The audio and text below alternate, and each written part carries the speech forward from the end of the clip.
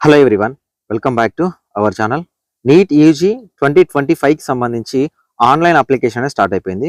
మన ఛానల్లో online application video, ఏమేం డాక్యుమెంట్స్ కావాలి, ఎవరు ఎలిజిబుల్, ఎంత ఎంత కేబీలో కావాలి, ఎలా అప్లోడ్ చేయాలి, ఎవ్రీథింగ్ చెప్పాను. ఒకసారి చూడండి ఈ పర్టికులర్ వీడియోలో. సో మీరు నీట్ యూజీ అప్లికేషన్ ఒకవేళ ఇప్పటి వరకు చేయకపోయి ఉంటే మీరు తీసుకోవాల్సిన జాగ్రత్తలు ఏంటి, మీరు చేయకూడని తప్పులు ఏంటి అనేది ఎక్స్ప్లెయిన్ చేస్తాను. ఈ వీడియో చేయడానికి గల మెయిన్ రీజన్ ఏంటంటే చాలా మంది స్టూడెంట్స్, చాలా మంది పేరెంట్స్ చేస్తున్న మిస్టేక్స్ అనేవి మా దగ్గరికి వస్తున్నాయి కాబట్టి, సో మమ్మల్ని కాంటాక్ట్ అవుతున్నారు కాబట్టి. ఫస్ట్ ఆఫ్ ఆల్ గుర్తుపెట్టుకోండి, మీరు పేరెంట్ అయినా మీరు స్టూడెంట్ అయినా మీ కోరిక డాక్టర్ అవ్వడము లేకపోతే నీట్ యూజీ 2025 రాయడము అంటే మీరు చేసే ఫస్ట్ స్టెప్ ఇదే అన్నమాట. దీన్ని పర్ఫెక్ట్గా ఎలాంటి మిస్టేక్స్ లేకుండా చేస్తేనే సో మీరు మీ గోల్ని రీచ్ అవ్వడానికి ఒక స్టెప్ ముందుకేసినట్టు అవుతుంది. ఇక్కడే మీరు మిస్టేక్ చేశారంటే ఇక్కడే మీకు ఆల్మోస్ట్ ఒక 1 మంత్ వరకు బ్రేక్ పడిపోతుంది, ఎలాంటి మిస్టేక్ చేసినా కూడా. సో ఇప్పుడు నేను చెప్పే పాయింట్స్ అన్ని నోట్ చేసుకోండి. సో ఈ నోట్ చేసుకున్న ప్రతి ఒక్కటిని ఇంప్లిమెంట్ చేసి ఆన్లైన్ అప్లికేషన్ చేయడానికి అయితే ట్రై చేయండి. వీడియోస్ని లైక్ చేయండి. మీరు ఇచ్చే ఒక చిన్న లైక్ నాకు చాలా ఎంకరేజింగ్గా నా వీడియోస్ మీకు నచ్చుతున్నాయి అనేది అర్థమవుతుంది. డిస్క్రిప్షన్లో టెలిగ్రామ్ గ్రూప్, నా ఇన్స్టాగ్రామ్ లింక్ ఉంటుంది, జాయిన్ అవ్వండి. మీకు ఏమైనా డౌట్స్ ఉంటే మీరు అక్కడ కూడా డిస్కస్ చేయొచ్చు. మీరు కాలేజ్లో జాయిన్ అయ్యేంత వరకు మిమ్మల్ని గైడ్ చేసే బాధ్యత విజన్ అప్డేట్ తీసుకుంటుంది. సార్ మాకు ఆన్లైన్ అప్లికేషన్ చేరవట్లేదు, సో మాకు మిస్టేక్స్ అవుతున్నాయి అండ్ మాకు కౌన్సిలింగ్ రిలేటెడ్ గైడెన్స్ కూడా కావాలి అండ్ ఎగ్జామినేషన్ ముందు కూడా మాకు గైడెన్స్ కావాలి అనుకుంటే మీరు విజన్ అప్డేట్ మెంటర్షిప్లో జాయిన్ అవ్వచ్చు. ఎందుకు ఇంత ఎర్లీగా స్టార్ట్ చేసినామంటే మీకు ఇప్పుడు చాలా కన్సల్టేషన్ నుంచి కాల్స్ రావచ్చు, వాళ్ళు థౌజండ్స్ ఆఫ్ రూపీస్ ఎక్స్పెక్ట్ చేయొచ్చు. మీరు అలా కాకుండా సో మీరు విజన్ అప్డేట్ నుంచి మీకు జెన్యూన్ అనిపిస్తే తీసుకోవడానికి ట్రై చేయండి. గూగుల్ రివ్యూస్ ఉంటాయి, మనం ఎంత సర్వీస్ చేస్తామనే దానికి.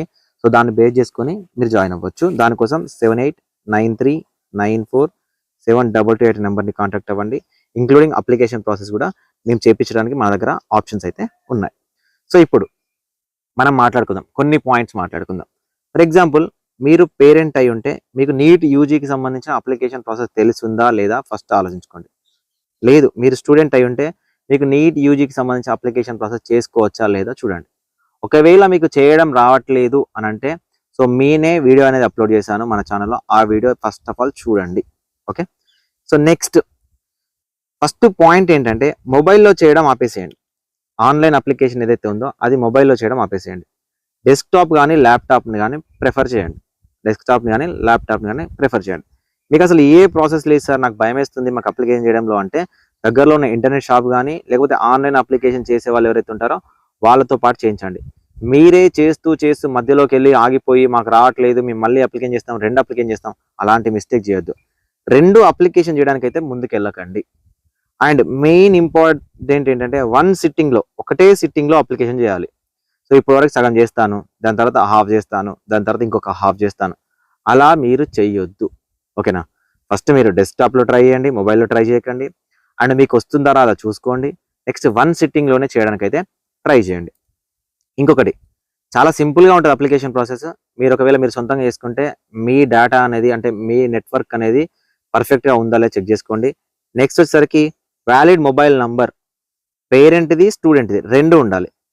వ్యాలిడ్ ఈమెయిల్ ఐడి, పేరెంట్ది స్టూడెంట్ది 2 ఉండాలి. ఓకేనా, ఇవి 2 జాగ్రత్తగా పెట్టుకోండి.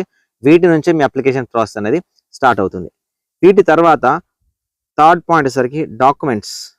ఓకేనా, ఈ డాక్యుమెంట్స్లలో first photo, passport size photograph, post card size photographs, ఇవి January 1, 2025 తర్వాత ఉన్నాయి కావాలి. నెక్స్ట్ మోస్ట్ ఇంపార్టెంట్ ఏంటంటే సో మీ క్యాస్ట్కి సంబంధించి నేను చాలా వీడియోలలో చెప్పాను, మళ్ళీ చెప్తాను. మీ క్యాస్ట్ ఏంటనేది ముందు డిసైడ్ చేసుకున్న తర్వాత ముందుకెళ్ళండి. కొంతమంది మన స్టేట్లలో బీసీలో ఉంటారు. ఓకేనా, మనకు అక్కడికి వెళ్తే అంటే ఆల్ ఓవర్ ఇండియాకి వెళ్తే ఓబీసీలోకి వెళ్తారు. ఫస్ట్ మీరు సార్ మాకు ఓబీసీ ఉందా లేదా, మేము ఈడబ్ల్యూఎస్ఆ కాదా అనడానికి ఫస్ట్ మీరు గుర్తుపెట్టుకోవాల్సింది అంటే మీకు ఎంఆర్ఓ ఆఫీస్ నుంచి, మా దగ్గర ఎంఆర్ఓ ఆఫీస్ ఉంటే tahsildar office, mandal revenue officer, MRO office నుంచి మీకు స్టేట్లో బీసీడీ ఉండొచ్చు, కానీ మీకు సెంట్రల్లోకి వచ్చేసరికి ఓబీసీ ఉండదు, కొంతమందికి ఈడబ్ల్యూఎస్ ఉంటుంది. ఎందుకంటే మీ క్యాస్ట్ అనేది సెంట్రల్లో ఈబీసీలో రిజిస్టర్ అయి ఉండదు. సార్ మేము ఒకవేళ జనరల్ ఈడబ్ల్యూఎస్ పెట్టుకుంటే మన స్టేట్కి వచ్చేసరికి బీసీడీ కన్వర్ట్ చేసుకోవచ్చు అంటే ఆ ఆప్షన్ అనేది ఉంటుంది. దీనికి అంత పెద్ద ఎక్స్ప్లెనేషన్లు ఇప్పుడే మీకు అవసరం లేదు. సో కాబట్టి మీరు సింపుల్గా గుర్తుపెట్టుకోవాల్సింది ఏంటంటే మీకు ఓబీసీ సర్టిఫికేట్ ఉంది అనుకోండి, స్టేట్ బీసీ సర్టిఫికేట్ కాదు, ఆల్ ఓవర్ ఇండియాకి సంబంధించిన ఓబీసీ సర్టిఫికేట్ ఉంటే ఓబీసీ పెట్టేయండి. లేదు అనుకుంటే జనరల్ కానీ ఈడబ్ల్యూఎస్ కానీ పెట్టేసేయండి. సార్ ఇదేమైనా మా కౌన్సిలింగ్లో అడ్డొస్తుందా సార్ అంటే ఇది మీకు ఆల్ ఇండియా కౌన్సిలింగ్లో అడ్డు వస్తుంది, కానీ మీకు స్టేట్కి వచ్చేసరికి మీ బీసీకి ఎక్కడా కూడా అడ్డు రాదు. మీకు బీసీకి సంబంధించిన సర్టిఫికేట్ అయినా పెట్టుకోవచ్చు. ఇక ఎస్సీ ఎస్టీ వాళ్ళైనా అంతే.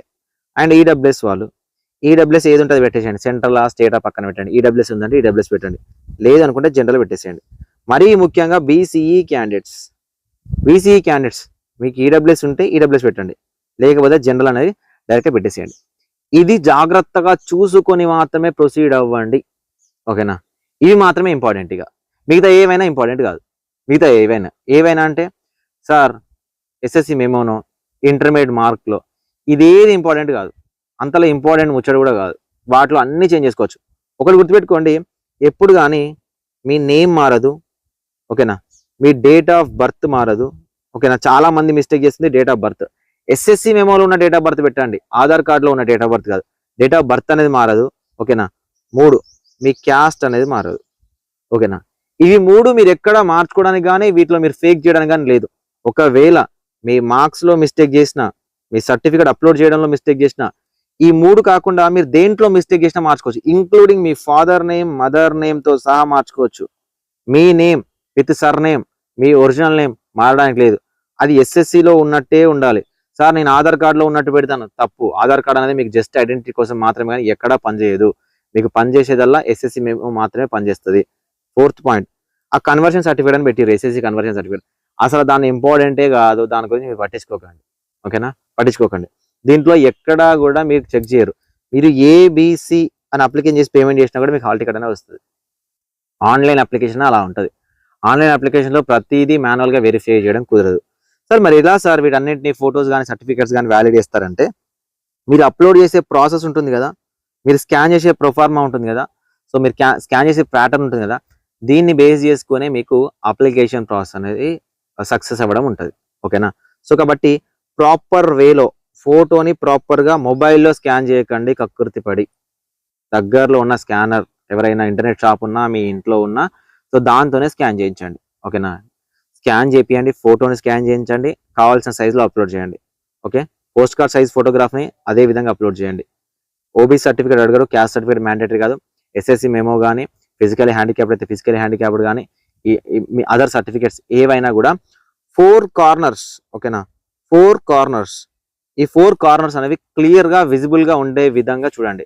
ఎందుకంటే ప్రతి అప్లికేషన్ ప్రాసెస్ కూడా ఆర్టిఫిషియల్ ఇంటెలిజెన్స్ తోని లింక్ చేస్తూ ఉన్నారు. బై డిఫాల్ట్ ఫోటో క్యాప్చర్ క్లియర్గా ఉంటే డేటా తీసుకునే విధంగా చేస్తున్నాను అనమాట. ఎక్కడైనా మిస్టేక్స్ అనేవి వస్తే మీకు అక్కడ క్రాస్లో అంటే 4 కార్నర్స్లో ఎక్కడైనా పర్ఫెక్ట్గా లేదు అనుకోండి, ఏమవుతుందంటే సో రిజెక్షన్లోకి వెళ్తుంది అనమాట. సో కాబట్టి మీకు ఇవన్నీ రిజెక్ట్ అవ్వవు. మీరు రిజెక్ట్ అయ్యేది ఒకటి ఫోటో, 2 సిగ్నేచర్. మిగతా ఏవి రిజెక్ట్ చేయరు కూడా. ఎస్ఎస్సి మెమోనో, కన్వర్షన్ వీటిలో ఎక్కడ రిజెక్షన్ ఉండదు. అసలు ఎస్ఎస్సి మార్క్స్ అనేవి మీకు నీట్లో అవసరమే లేదు. మీకు ఏమైనా కావాలనుకుంటే ఇంటర్మీడియట్ మార్క్స్ కానీ ఆ ఎస్ఎస్సి సర్టిఫికేట్ ఎందుకు అడిగారో వాళ్ళకే తెలిసి ఉంటుంది అనమాట. ఇవి బేసిక్గా మీరు తీసుకోవాల్సిన జాగ్రత్తలు. ఇప్పుడు నేను చెప్పిన స్టెప్స్ అన్ని ఫస్ట్ ఒక పెన్ పేపర్ తీసుకొని మా దగ్గర ఏమున్నాయి, ఏమి లేవు, ఏమేమి కావాలి, ఎక్కడ ఉన్నాయి ఇవన్నీ చూసుకోండి.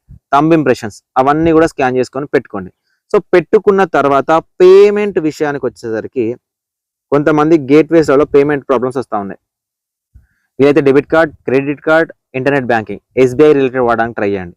లేదు అనుకుంటే మీరు ఏదైనా ఇంటర్నెట్ షాప్కి వెళ్తే వాళ్ళకి ఆ 1700, 1600, 1000 రూపీస్ ఏవైతే ఉన్నాయో అవి వాళ్ళకే పే చేయండి. వాళ్ళకి పే చేస్తే మీకు పేమెంట్ చేస్తారు. సో మీకు పేమెంట్ చేసిన తర్వాత అప్లికేషన్ ప్రింట్ ఏదైతే ఉందో అది తీసుకోండి.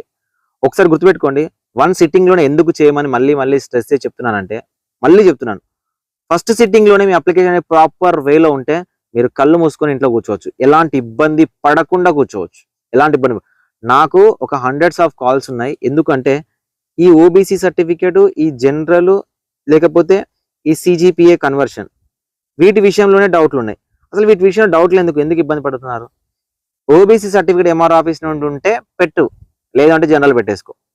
ఇక్కడ ప్రాబ్లం ఏమొస్తుందంటే, సార్ మేము జనరల్ కోటాలో ఆల్ ఇండియా కోటాలో క్వాలిఫై కాలేదు, కానీ ఓబీసీ కోటాకు సంబంధించి క్వాలిఫై అవుతున్నాము, కానీ మాకు ఆల్ ఇండియా కోటాలో జనరల్లో ఉంది, స్టేట్కి వచ్చేసరికి మేము సీక్యాట్లో బీక్యాట్లో ఎక్కడో ఒక సీట్ తీసుకుంటున్నామంటే, నువ్వు స్టేట్లో బీసీ అయితే నువ్వు ఆల్ ఇండియా కోటాలో క్వాలిఫై అవ్వకపోయినా నువ్వు స్టేట్లో క్వాలిఫై అవుతావు. ఈ పాయింట్ మీకు ఎవరు చెప్పారు? నేను చెప్తున్నాను కదా, యాజ్ ఎ మెంటర్గా నేను చెప్తున్నాను. సో కాబట్టి నీ దగ్గర ఓబీసీ ఉంటే ఓబీసీ పెట్టు, లేదు అనుకుంటే వెయిట్ చేయి వచ్చేదాకా, ఓకేనా? అసలే రావట్లేదు అంటే జనరల్తోని మూవ్ ఆన్గా. ఈడబ్ల్యూఎస్ ఉంటే ఈడబ్ల్యూఎస్ పెట్టు, ఈడబ్ల్యూఎస్ లేదు అనుకుంటే జనరల్తో మూవ్గా, ఓకేనా? ఎస్సీ ఎస్టీ ఇక వీటి గురించి మనం ఎక్కువగా డిస్కస్ చేయలేము, ఎందుకంటే ప్రతి ఒక్కరికి ఉంటే సర్టిఫికేట్ పెడతారు, లేకపోతే లేదు. సార్ నేను ఎస్సీ పెడతాను కానీ నాకు ఇక్కడ బీసీ, సార్ నేను ఎస్టీ పెడతాను, అది క్రిమినల్ కేసు అవుతుంది. మీ క్యాస్ట్ని మీకు మీరు సొంతంగా మార్చుకోవడం క్రిమినల్ కేసుకి దారితీస్తుంది. అలాంటి మిస్టేక్ చేయొద్దు, ఓకేనా. ఇక్కడ మీకు రిజెక్ట్ అయ్యేది ఒకే ఒక్క బేసిస్లో, అది కంప్లీట్లీ ఒకటి పేమెంట్ చేయకపోయినా, రెండు ఫోటో సిగ్నేచర్ అనేది కరెక్ట్గా లేకపోయినా. సో ఇప్పుడు మనకు ఆధార్ అనేది మ్యాండేటరీ చేయలేదు, మీ దగ్గర ఏది ఉంటే అది పెట్టేసుకోండి. ఆపార్ ఐడి కూడా ఎక్కడ లేదు. మేబీ మనం మిడిల్ ఆఫ్ ది అప్లికేషన్ ప్రాసెస్లోకి వెళ్ళిన తర్వాత ఎక్కడైనా అంటే అయిపోయిన తర్వాత ఎవరైనా అందరికీ ఆధార్ మ్యాపింగ్ కావాలనుకున్నప్పుడు మళ్ళీ ఏమైనా అవకాశం ఇవ్వచ్చు, అప్పుడు మనం మాట్లాడుకుందాం. సో మళ్ళీ చెప్తున్నాను, రెగ్యులర్గా మీకు ఏమైనా డౌట్స్ ఉంటే అడగడానికి ట్రై చేయండి. #NEETUG2025 అని పెట్టి మీ డౌట్ అడగడానికి ట్రై చేయండి. కంప్లీట్ ఒక డౌట్ సెషన్ వీడియో వేసుకుందాం. ఒక లైవ్లో నేను కంప్లీట్గా మాట్లాడతాను, ఈ 1 వీక్లో మాట్లాడుకుందాం. మీ డౌట్స్ అన్ని కూడా క్లారిఫై అయిపోతాయి. Thank you so much.